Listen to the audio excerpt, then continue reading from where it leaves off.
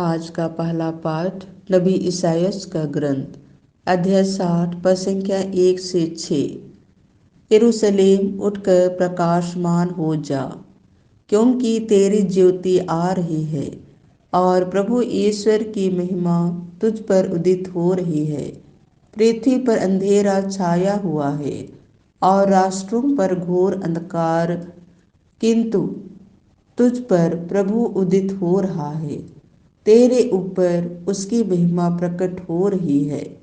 राष्ट्र तेरी ज्योति की ओर आ रहे हैं और राजा तेरी उदीयमान प्रकाश की ओर। चारों ओर दृष्टि दौड़ा कर देख, सब मिलकर तेरे पास आकर आ रहे हैं। तेरे पुत्र दूर से चले आ रहे हैं। लोग तेरी पुत्रियों को गोद में उठाकर लाते हैं।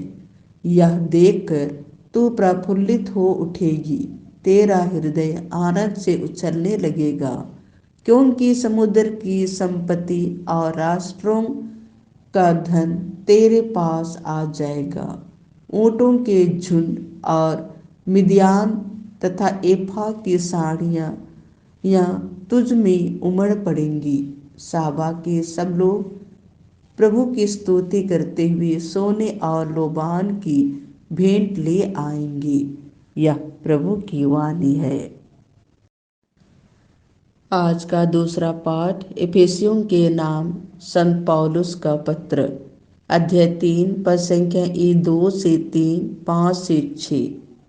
आप लोगों ने अवश्य सुना होगा कि ईश्वर ने आप लोगों की भलाई के लिए मुझे अपनी कृपा का सेवा कार्य सौंपा है। उसने मुझ पर वह रहस्य प्रकट किया है, जिसका मैं संक्षिप्त विवरण ऊपर दे चुका हूँ। वह रहस्य पिछली पीढ़ियों में मनुष्य को नहीं बताया गया था और अब आत्मा के द्वारा उसके पवित्र प्रेरितों और नबियों पर प्रकट किया गया है।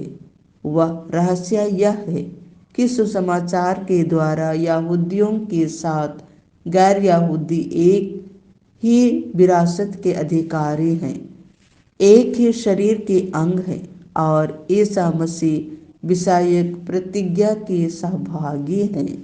यह प्रभु की वाणी है। संत मत्ती के अनुसार पवित्र सुसमाचार अध्याय 2 1 से 12।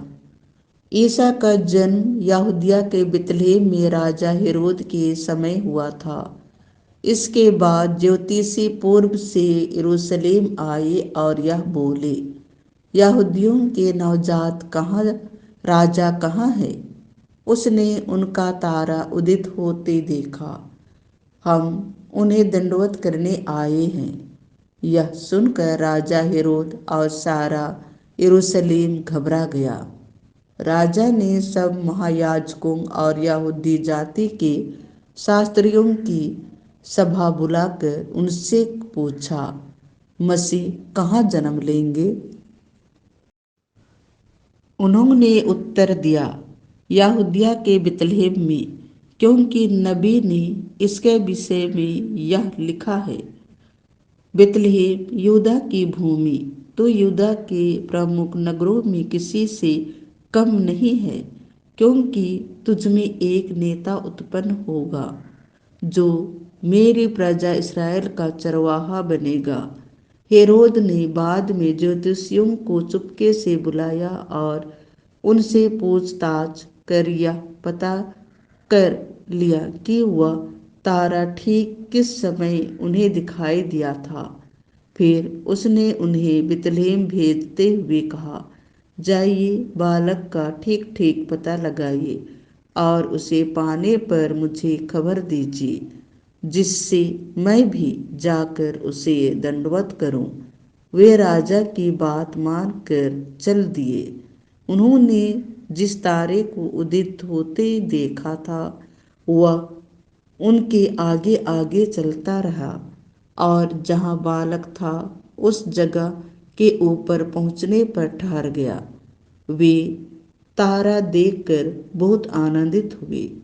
घर में प्रवेश कर उन्होंने बालक को उसकी माता मरियम के साथ देखकर और उसे साष्टांग प्रणाम किया।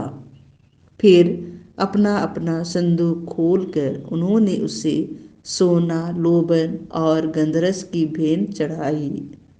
उन्होंने स्वप्न में यह चेतावनी मिली कि वे हेरोद के पास नहीं लौटे, इसीलिए वे दूसरे रास्ते से अपने देश चले गए। यह प्रभु का सुसमाचार है।